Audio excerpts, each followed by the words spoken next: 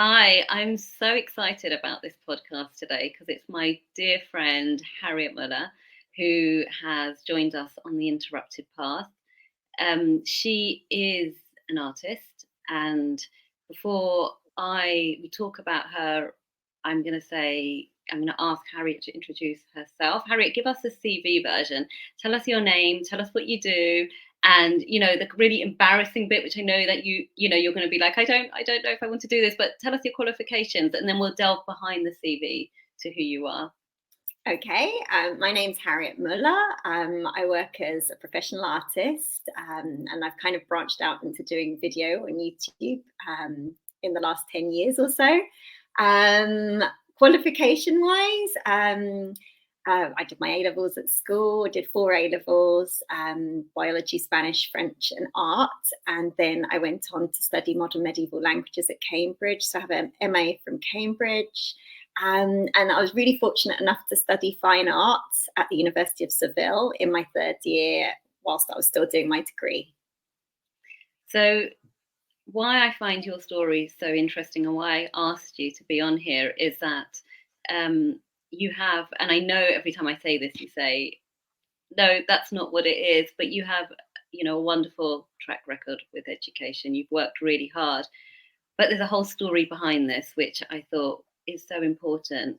And that's that during your education, while you were young, and we'll go into this in a bit, I think you were 16, your mum passed away just before your GCSEs. And what I thought is so important for young people to hear, for listeners to hear, is the impact of a parent dying on a child, and how that impacts their path, and how that led you to do what you're doing today. Because when I first met you, I met you at a gallery showing, and well, I met you before that at a party, but when I really started to get to know you, it was at you were showing. You had your art up, your beautiful art up at this gallery, and I'd come along, and you were Harriet the artist. You were presenting your art, you were me talking to people about your work, and it was so wonderful always to see you amongst your art, doing what you do. And as we got to know each other, and you became such a wonderful friend of mine, I started to learn that there were layers behind this beautiful art, this beautiful person that you are. And even though you smile and you're wonderful, there's a whole story here. So let's I'm gonna take you back and ask you, what was your childhood like? Well, I was very fortunate. I had a lovely family, and grew up with my mum and my dad and my little brother in St Albans, just on the outskirts of town. So lots of wildlife. We went for lots of walks. Yeah, my mum was really creative, both artistically, and she loved to sing and she loved to dance. She was Costa Rican. So that was kind of ingrained in her. There was a lot of music, a lot of laughter, very, very loud, big personality. My dad was a scientist, and he was the world expert in guinea worm.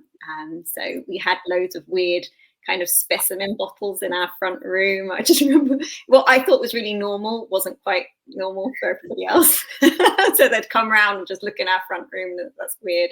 There's like a skull there. There's like specimen bottles there. There's a cabinet full of weird things and microscopes and things. So yeah, very happy. The only thing that really tainted all of that was when my mum got sick. I was about 7 or 8. Yeah. And that's when she was diagnosed with breast cancer. And very sadly, it's one of those things that could have been avoided. She did go to the doctor and say, look, I've got a lump. But sadly, the doctors thought it would be okay and let her go. We went back to visit her family in Costa Rica for about 2 months, and it had grown quite a lot in that time. So, yeah, so after that age, carried on having a very happy family, but, intermittently, my mum was in and out of hospital a bit. And were you aware of that as a 7-year-old, learning that your mum was unwell? Because I think my daughter's 7 now, and she she'd be really aware if I was unwell? Yeah, I was aware. I never really thought that anything really terrible would happen. I didn't, like I knew cancer. I didn't really quite understand what it involved, but I knew she was very sick. But she did a great job. She always put on a really happy face, and she was always brilliant for me and my brother. Although I know she must have been really, really scared inside and really upset. But she never let on. It was always, she used to come home and she'd had these amazing cakes baked for us, and she made an extra effort to try and make everything normal for us. So for that time, life was normal, like everything carried on as normal. You went to school, and I think you did a lot of travel in between. It sounds like she passed on a lot of amazing skills and qualities that I know I see in you today. Oh, definitely the travel. So my mum loved to travel, and she went on her own back in the days when it wasn't quite, done. She was born in the 1940s, and she went traveling on her own around Latin America. And she didn't look that Latin American. She had naturally blonde hair, so she stuck out quite a lot. And yeah, so she was very brave going traveling on her own, and so she kind of passed that on to me. And I remember at 11 I went to stay with my friend in Germany, and at 14 she encouraged me to go on my own, take a flight on my own to Costa Rica. I was met by my family out there, but yeah, the whole experience of you're on your own for this amount of time, and yeah, it's that really... traveling must, at that age, at 11, and to go traveling and to have those experiences. I think that's why, when I met you, you'd just come back from traveling, hadn't you? Like, you've just got these points in your life where you've been traveling.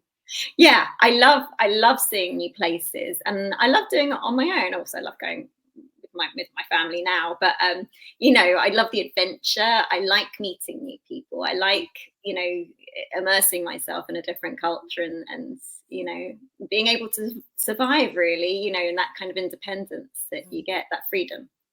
So despite this sort of really awful news and this diagnosis that was hanging over your mum, it sounds like you had a really happy childhood despite that. Despite that, your parents had created this wonderful and weird, in some ways, world in your home, where you said you had these specimens, and you had your mum who was bringing dance and travel and music into your life, and it sounds really happy. It sounds like that it was largely a really happy childhood. Yeah. So fast forward to how things progressed, in terms of with your mum, and what happened. So the cancer, well, first of all, the radiotherapy that she had to have and the surgery had damaged her lungs. So she got pneumonia pretty badly. I remember her being in hospital for that. And then, how old was I with the pneumonia? I can't really remember that. I can't remember the age. I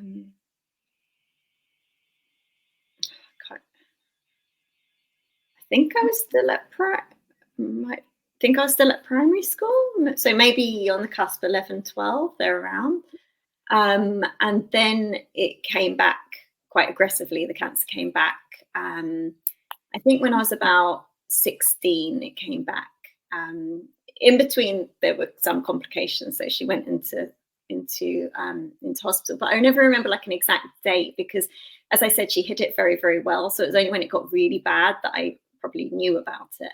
I don't think she wanted to kind of burden me with all the, what was going on. But yeah, I remember the summer of my GCSEs that it was really bad. So she actually died when I was 17, just afterwards, when I was starting A-levels. But that summer when I was doing my GCSEs was when she got really bad, and she had to have chemotherapy, and spread to her. I think it spread to her spine, and eventually it spread to her liver, which is when it went really badly wrong.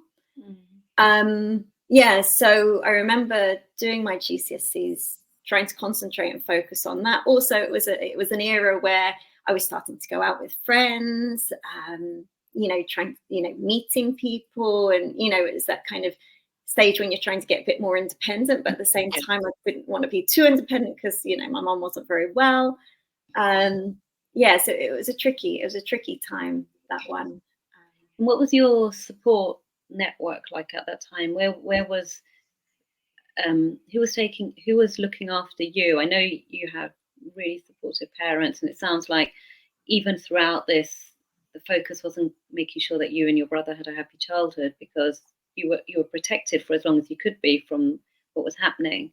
Yeah. But really, things were happening. So where was your support in place for you? So, well, my auntie from Costa Rica actually came over for the summer, and she helped my mum with stuff. And that was a big help, because it made my mum very happy to have her auntie from Costa Rica. And one thing about my mum, I wrote down this thing in my diary at the time saying, you can uproot a flower, but you can't expect it to bloom. And I always felt that about my mum. She was always yearning to go back to Costa Rica. You know, she brought all this life and things to when she came to live in England, but I think her real kind of soul was left in Costa Rica, and she always wanted to go back. So anything to do with Costa Rica, you know, her sister coming over made a big difference. And we had a great summer, even though things were going on, but my auntie was there. I shared a room with my auntie and all these different things, you know, it was just different. It was just really nice. So support network, I had my best friends, Sarah and Julie, who were really, really supportive. And then, you know, as my mum got more and more ill, it became, the school didn't know. So I remember it was parents' evening in the autumn of my A-levels. My mum by this time had to have a wig from the chemotherapy, and one of my Spanish teachers, Mrs. Beardmore, pulled me aside and she said, is everything okay? Is your mum all right? And so I explained. And ever since then, she was just so sweet. She was like, if you ever want to talk, come and talk to me. You know, I didn't really use that support until after my mum had died. And then teachers were just incredible. And I'll tell you about those. But yeah, before that, it was mainly just my friends. I often wonder about this because, you know, I've been teaching for schools for like over 2 decades, and I often wonder why it's not shared with schools when a parent is unwell, because schools can support. Teachers should know. I mean, I remember this experience of doing this poem where a child had Seamus Heaney's poem when the brother had died, and I had a boy in my class who'd been away, and he'd come in, and that was the poem I had done on the day he was in, and I had no idea his brother had died, and it was and you know, I remember to that day we're thinking, why is this information not shared? Why do we not know this? But I think when you're going through grief, perhaps that's not, you don't think to reach out and share this information. Would it have made it easier if the school had known, or would it? It's difficult because I think you tend to not know if it doesn't really affect your behaviour, and it didn't affect my behaviour. And obviously, once my mum had died, it did, because I didn't come in for a week. So the school had to be told. I think it would have been supportive knowing that. I'm trying to remember. I think I actually referred myself. Sorry, now I'm thinking about it. I did refer myself, or I accompanied a friend to see the school counsellor about some issue that she had. And while we were talking about what she had, then I mentioned, oh, my mum's not ill, and my mum's not well. So we started to talk about that. And I did actually have a couple of counselling sessions beforehand. But yeah, you know, I had such a good support network, and my dad was brilliant as well. So, you know, I was very good at compartmentalizing things. So I'm very good at studying and just focusing on that. And then I'd have my days. And remember, I love art. So that was my release. That's what I do. I have some very, very dark paintings and pictures from this time, you know, just looking back at my sketchbooks, like, whoa, what was I going through there? So I guess that was my release. I left it, you know, I played music as well. And yeah, I guess these things were all really good, you know, outlets for me to release all that emotion. Yeah. It sounds like you have some healthy ways. I mean, if you know, in order to find ways to be able to express yourself, and yeah, like you said, outlets for emotion. That's so important. I remember one of my friends actually from this time saying, Harriet's got all these things going on at home, all these massive things, yet she's really upset about some really minor thing. I just remember overhearing that. Yeah. And just thinking, well, it's because, you know, if I go to that dark place and think Yeah. about those really terrible things that's that might happen, I'll be consumed with fear and anxiety. I'd much rather worry about some minor thing about, does this boy fancy you or something like something really. But that's growing up, though, isn't it? That's the kind of reality of what it feels like to grow up, is that big things could be happening, but actually you're worried about whether someone fancies you, or what your grade's going to be at school. And yeah. That's it exactly. But I think that idea of compartmentalizing, I think that's true. That's the kind of survival technique, of a strategy, which we might not know we're doing, but it just happens. I mean, even with this, we've been close friends for a long time, and I consider us very close friends, but we never talk about the details. I never knew your mum had pneumonia. I don't think I actually knew how old you were when she passed away. I knew that these things had happened to you, but that's because I think there's so much joy to focus on as well, isn't there? That in your life there's so much positivity, and that and we'll talk about that, about how all of these contributed to the person that I get to meet and hang out with.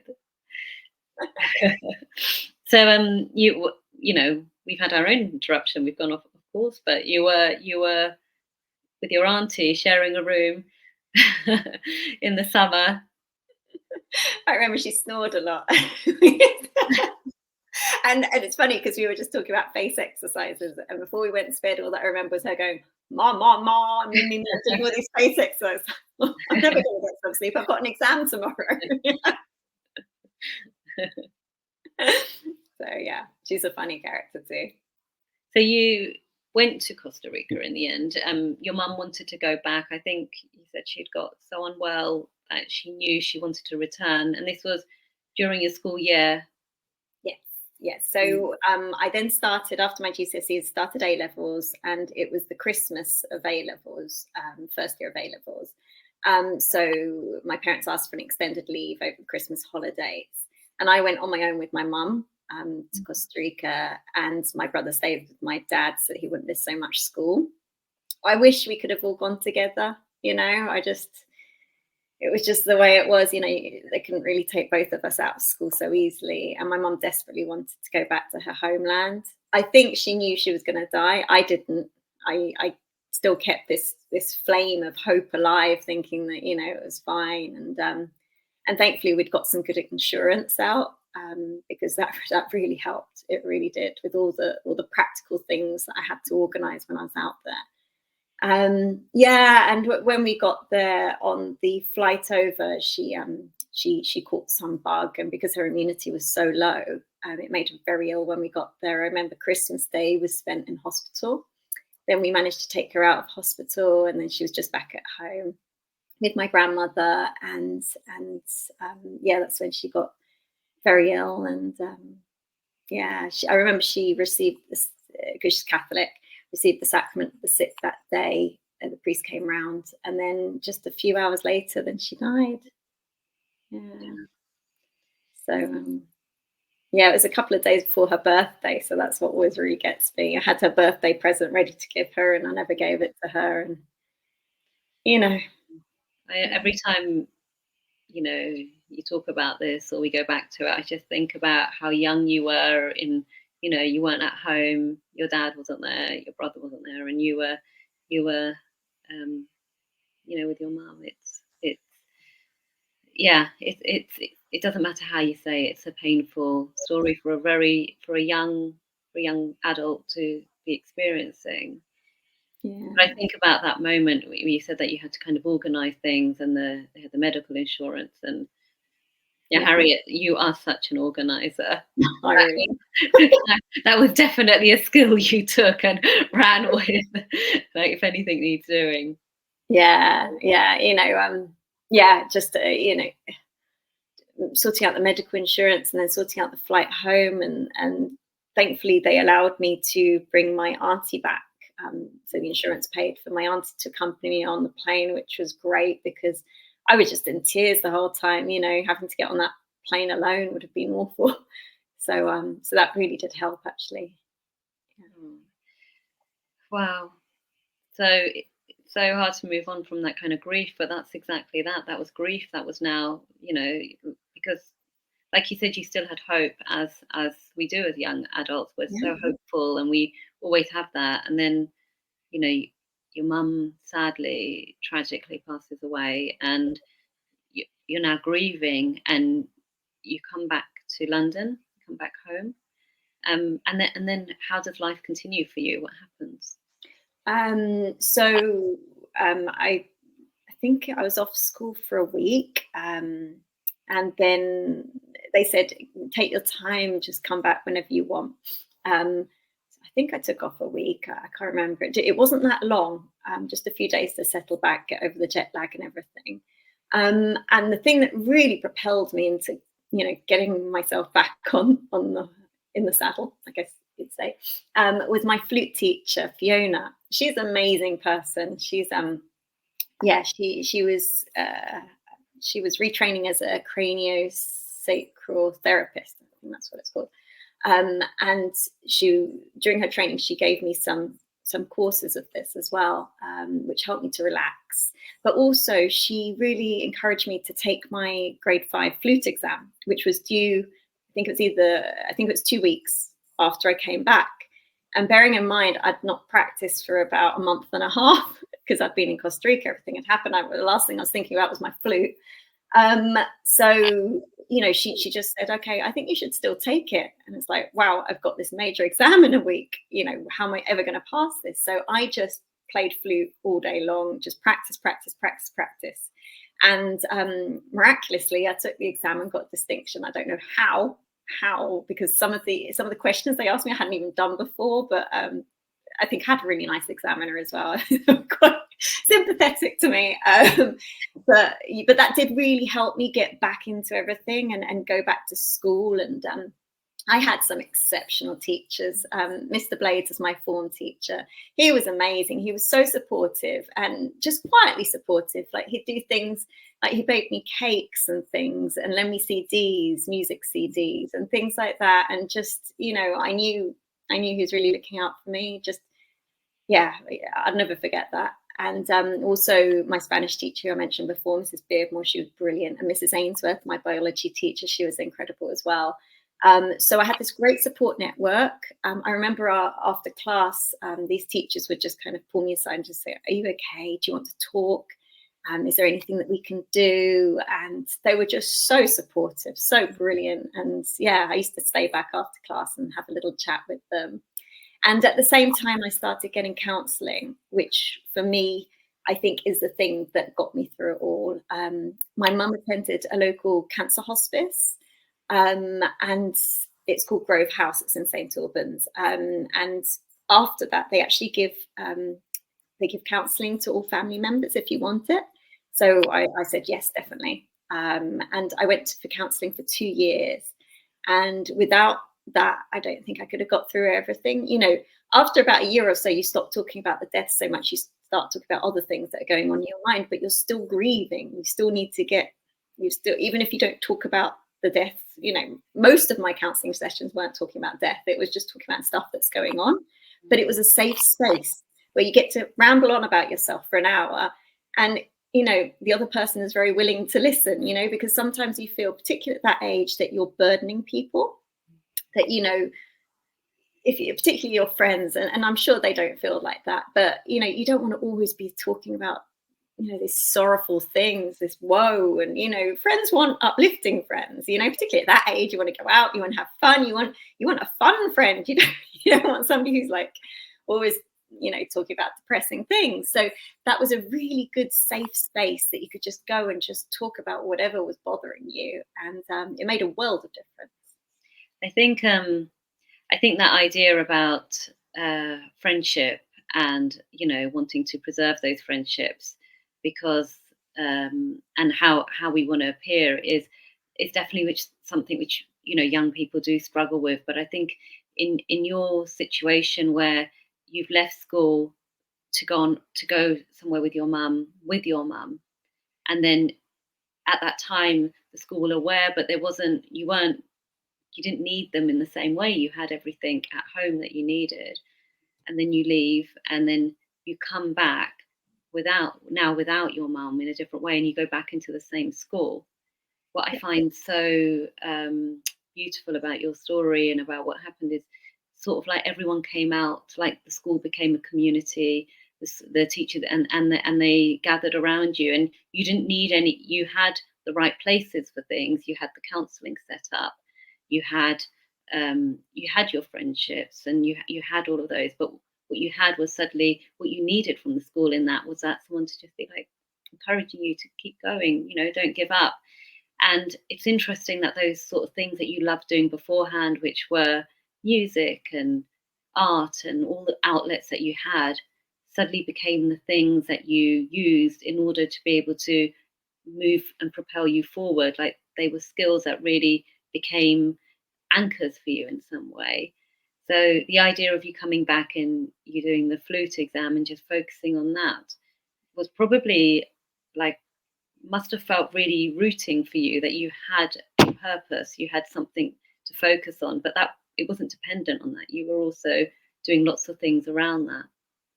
That's very true. And also my art, I forgot to mention, my art teacher was very encouraging as well. And she asked me, would I like to take part in a group exhibition? And I'd never exhibited my artwork before.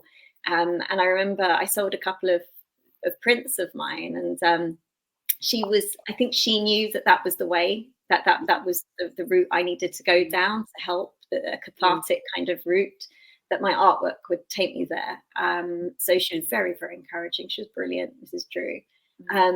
This wonderful support network of teachers. They were brilliant. They I was very, very fortunate. I had lovely, lovely, caring, and not just caring, nurturing teachers. Because when you lose, when I lost my mother, it was that real kind of big person, big nurturing, loving personality. And my dad's very loving as well.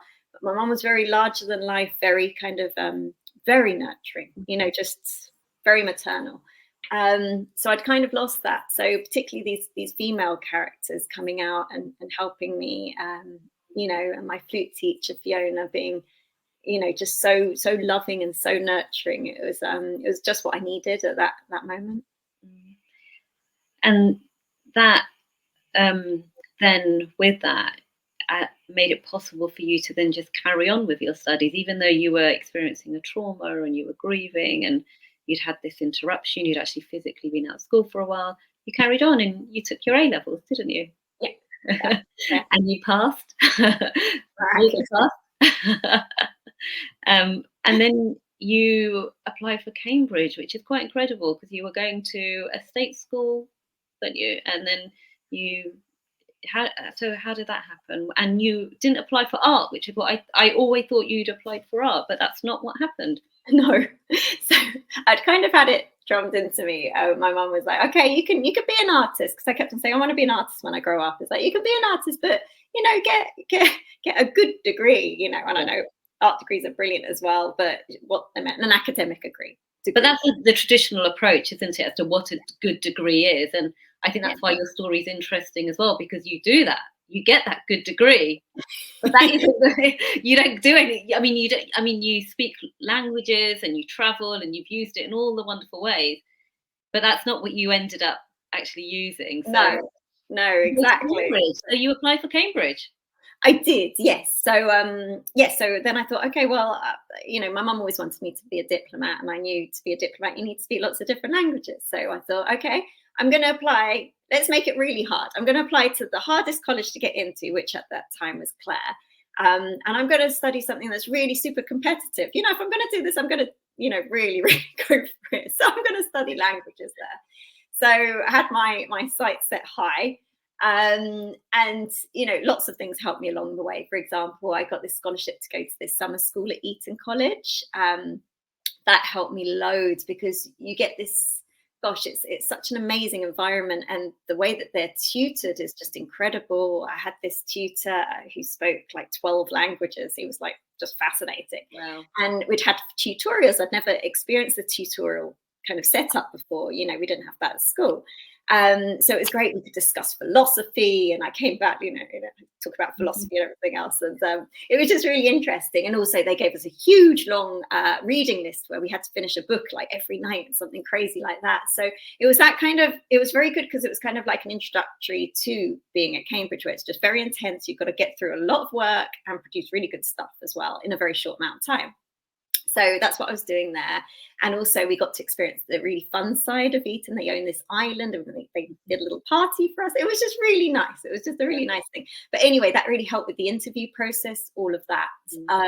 My teachers, I had this incredible, well, she wasn't even my English teacher. I dropped English at GCSE, but because my English needed to be at a suitable level to study languages, I needed to study a bit more grammar.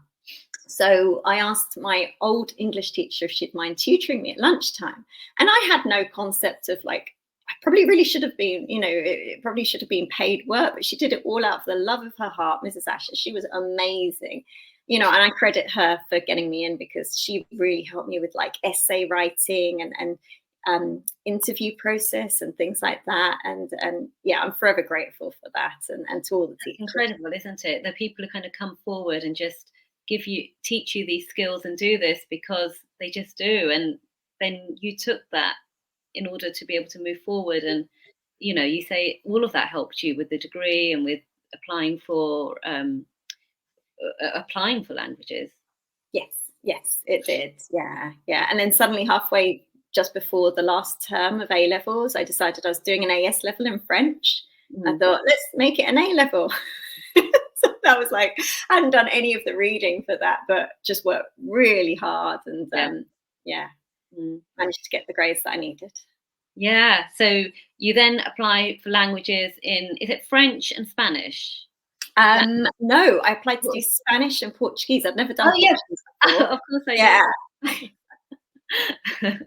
Yeah. And then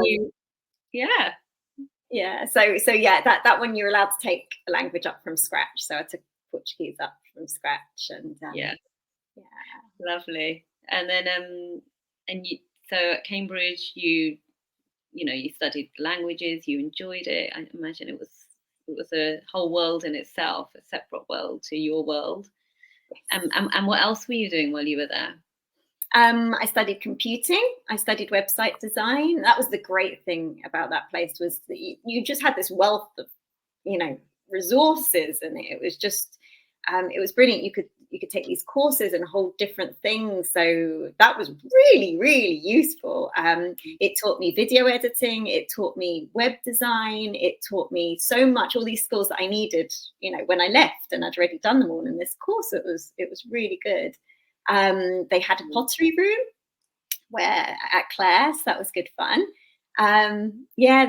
All the lovely societies like Spanish Society and the video editing, the computing stuff is really interesting, because even though you must have been doing that when you were 19, 20, now you've got your own very successful YouTube channel where you edit your own videos and you present your art and all of that. And that when you were doing that at that age, you probably didn't think there wasn't even YouTube. You didn't even think one day I'll do this because in 10, 15 years time it's going to be really useful. But you were just doing things because you were interested.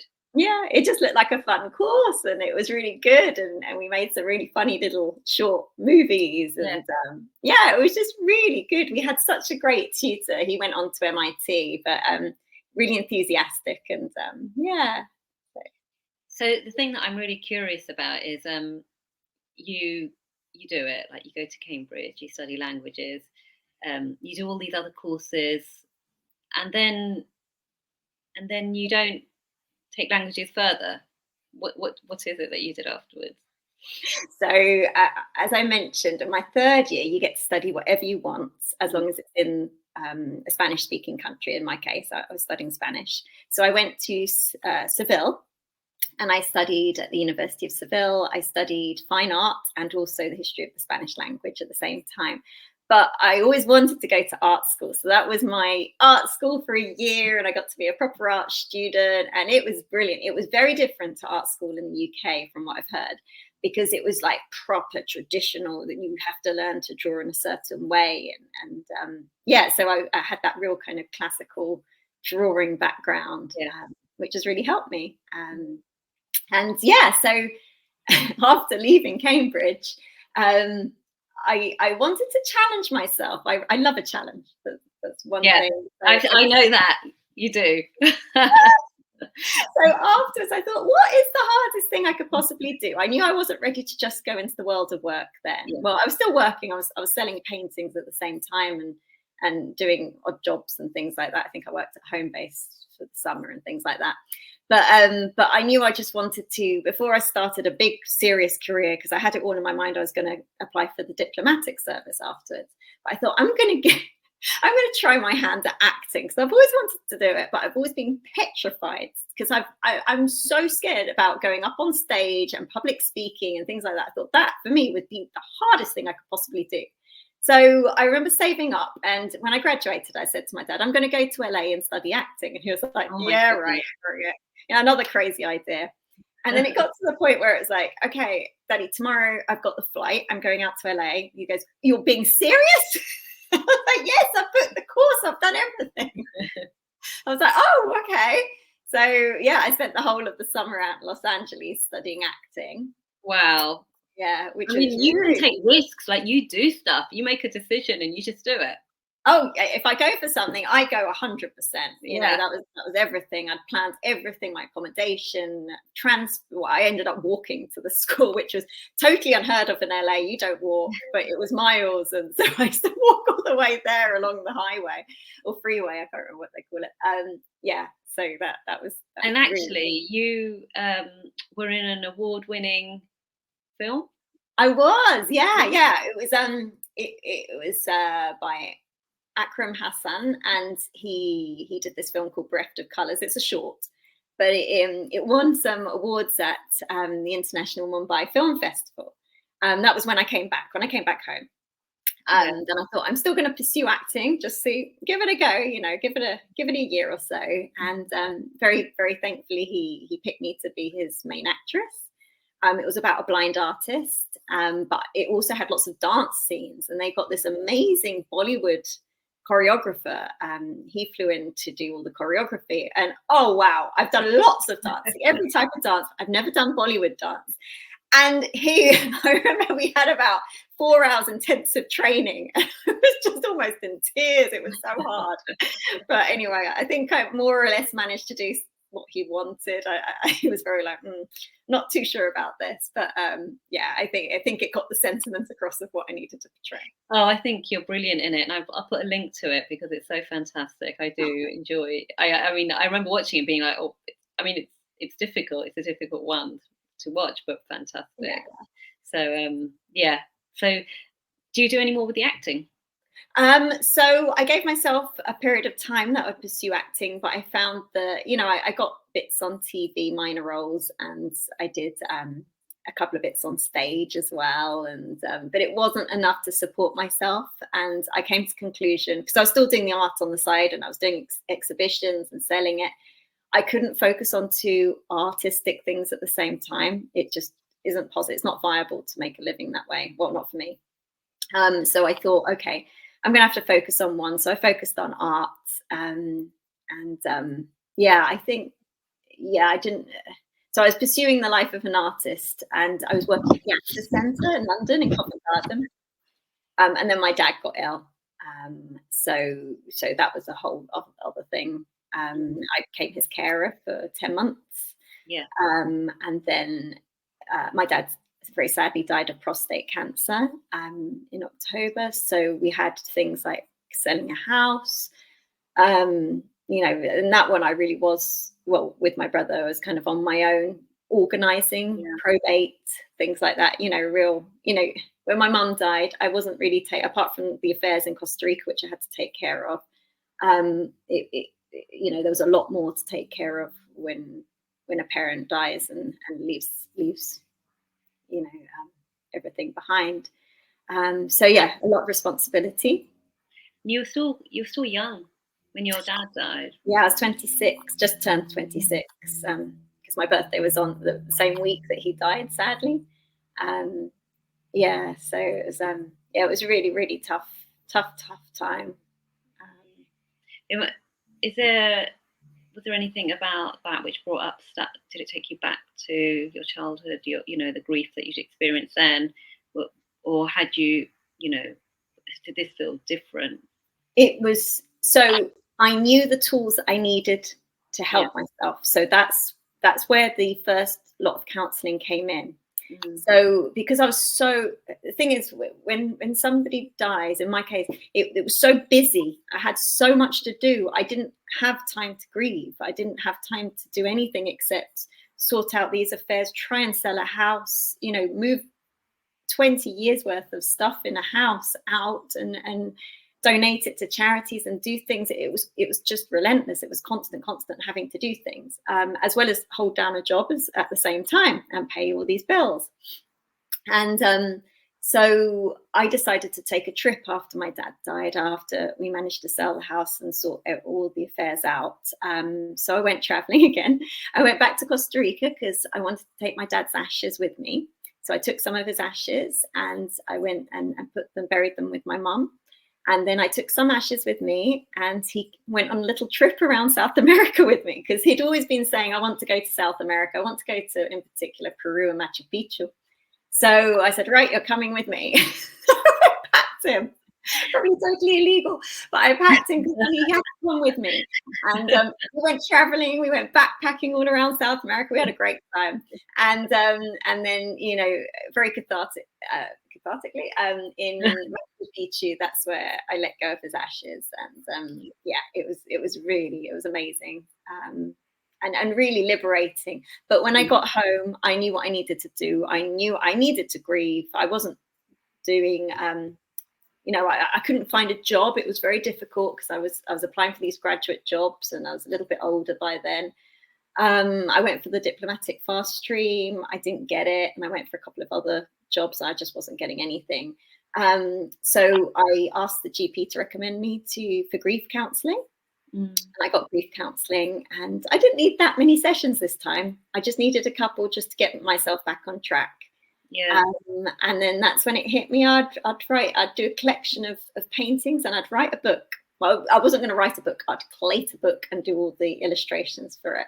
So I remember this book, actually, because I think I don't know if I met you in the book. You had just written the book, or I don't know what year that was, but I do remember the book. And I think, what I find really fascinating about that was that you were someone who was, amongst all the grief and all the difficulty and all the interruptions, you were still achieving. You were achieving all the time. You were ambitious. And then, once your dad passes away, when you come back, you're aware that you're not achieving at the level that you were used to. And you understood that you had to have counselling. And then you understood that you had to do something as a way to kind of bring together everything that you'd learned and everything you'd known. And this book is wonderful. Do you want to explain what this book is? It was also the recession hit just that year as well, so it was everything coincided. It's the book's called Changing Lives, and I was so fed up with the doom and gloom of like the news, and everything was just so depressing. And my dad had just died. It was just depressing. So I just thought, right, I'm going to ask everybody I know if they've got a story with a really, really positive outcome. I don't care what the story's about. And I'm going to base this collection of paintings on these stories. And I got the most amazing stories from people. Some just made me laugh, some made me cry, and they were just so inspiring. And and every single painting, I changed the style depending on what kind of story it was. It kind of changed my artistic style. It was really interesting making the paintings. I had this goal, and I got a gallery involved, and they were super supportive. They loved the idea as well. And it was just brilliant the way that it all came together. What's the story you remember most? What's the painting that you like that you're most proud of doing? Oh gosh, there are so many different ones. The painting that I'm most proud of wasn't necessarily the story that I liked the most, but it was the painting's called Infinity. It's of a tree and it's of a young boy. That's exactly what just came to my mind. Is it? Yeah.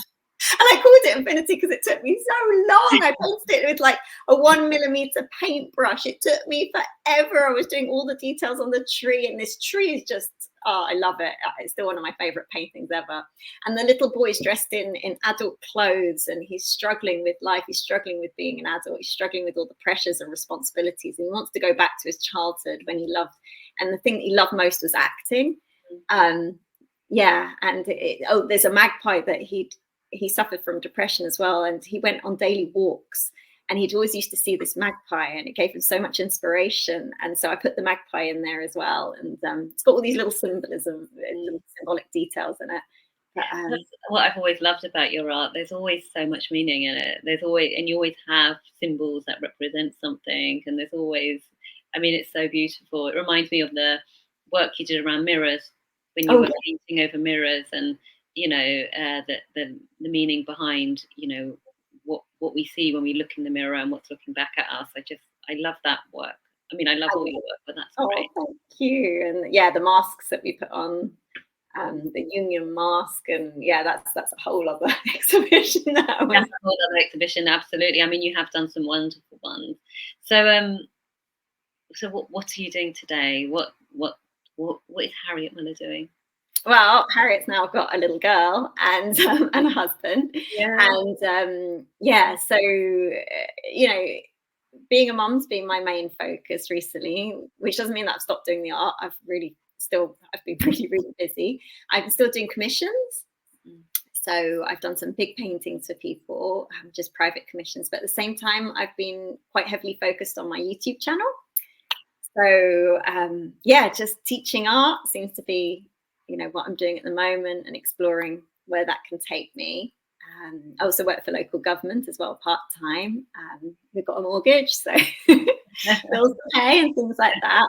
So but and now it's really fascinating passing on that love of learning to my daughter. She's asked me to teach her piano now.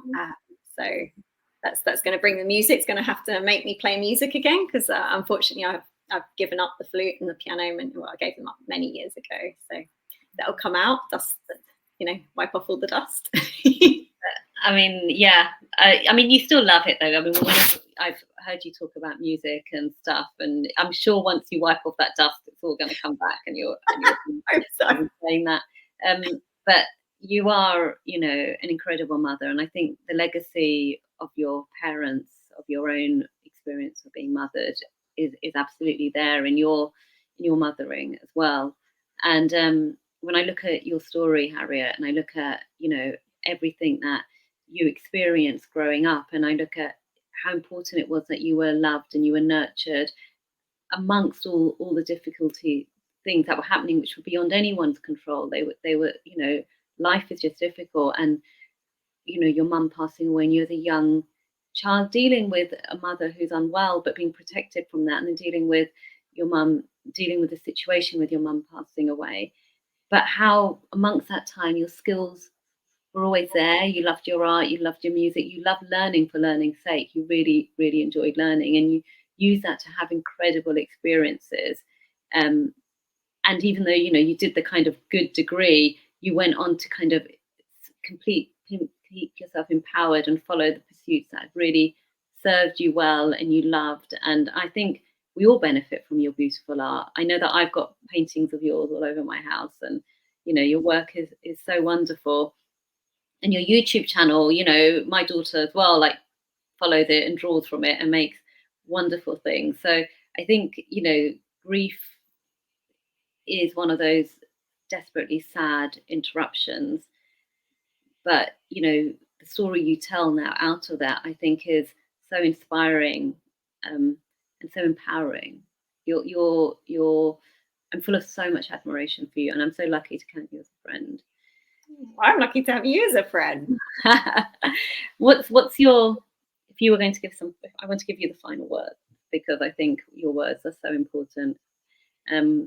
What would your advice be? What would you say to anyone who's experienced what you have, who's gone through grief, lost a parent as a child? I would seek counselling, grief counselling. For me, that was the thing that really helped me. It just meant that I could focus on everything else and have that weekly session where I could just offload and just, talk about whatever I needed to talk about. And it really helped. It really helped. And having a really good support network, my family, my friends, I have my church as well. They're really supportive, everybody, and my school teachers. I think I'm very, very fortunate, but you've also got to allow people to help you. You can't, the help can be there, but you don't necessarily allow yourself to take it. If you're suffering through grief, just take the help. Whatever anybody offers, just take the help, because and people like helping as well. I like passing on things. Like a friend of mine, his mum's very sadly just died recently, and just helping him through like the practical side. What do you need to do? When somebody dies, and where to get grief counselling, and it's talking about things, and you'll pass on that help that other people have given to you. So it's fine to take it. Harriet, that's wonderful. Thank you so much. Oh, thank you so much for having me on your wonderful podcast.